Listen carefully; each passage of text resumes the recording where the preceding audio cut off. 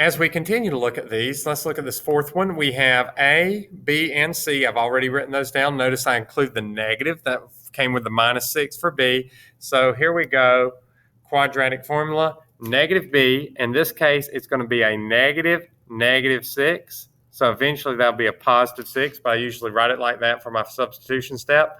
Plus or minus square root of.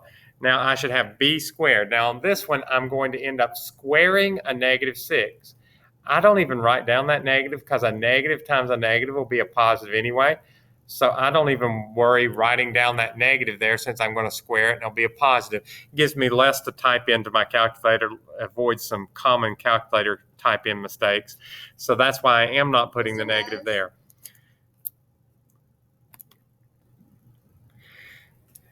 And then I'm going to have 4 times A is going to be 1 and C is going to be 2. So 4AC gives you that, and it's all over 2A.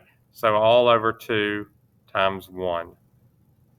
Now, once again, when I go to simplify this, I'm going to type in what's inside the square root. My 6 squared minus 4 times 1 times 2. I'm going to go to Desmos to do that. So 6 squared minus 4 times 1 times 2 is going to be 28. So that means everything inside that square root, this whole mess right here, is going to be 28.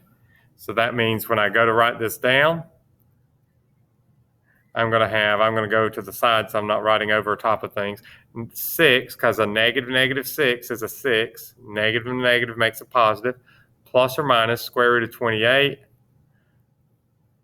All over 2 times 1 is 2. At this point, I look at that square root of 28 and I say, will that break down? The quickest way to break it down is if you happen to know your perfect squares, numbers like 1, 4, 9, 16, 25, things like that, that are coming from a number squared, I could say, hey, 28 is 4 times 7, and it'll break down that way. The other way I can do it, though, is if I'm not as good at dividing out perfect squares, I can always just go over to the side and I can say, okay, I'm going to take my 28 and I'm going to see what will factor out of it. And some people use a tree, some use a ladder. But if I'm using a factor ladder, I just say, okay, 2 is a small number, a prime number that goes into 28. Since it's even, you know you can take out a 2. And that's going to leave you a 14. Then a 14 is still even, so I can divide it by 2, which leaves me with a 7. And nothing will go into 7. It's a prime number, so I know I'm done. Then when I have this pair of numbers sitting here, my 2 and 2, basically the number that is a pair can come outside. So this would be a 2, and then the number that does not have a pair stays inside. So a 2 square root of 7 is how I could simplify my square root of 28. If I broke it down with perfect squares, I would have done the square root of 4 is 2. The square root of 7 I could have not have done, so it was a 2 square root of 7. Regardless of how you do it, you can basically replace that entire square root of 28 with a 2 square root of 7 by simplifying your square root. Now what I need to do is, since the square root simplified, there's one more thing I had to check. Did not have to check for this on the last problem because the square root did not simplify.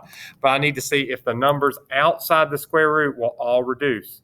So I basically make a little triangle. I say, is there something that will divide into 6, 2, and 2?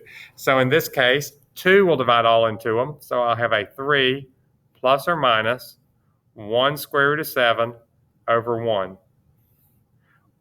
If you want to, you do not need that divided by 1 because dividing by 1 doesn't change a thing. I also don't need my multiplying by 1 because multiplying by 1 doesn't change a thing. So 3 plus or minus square root of 7 would have been a simplified number. Now, if you wanted to take the time to graph the original equation in Desmos and get a decimal, you would notice that 3 plus square root of 7 matches one of your decimals, the one on the right, and 3 minus the square root of 7 will match your other decimal, the one on the left. And that's how you can solve a problem involving simplifying a square root.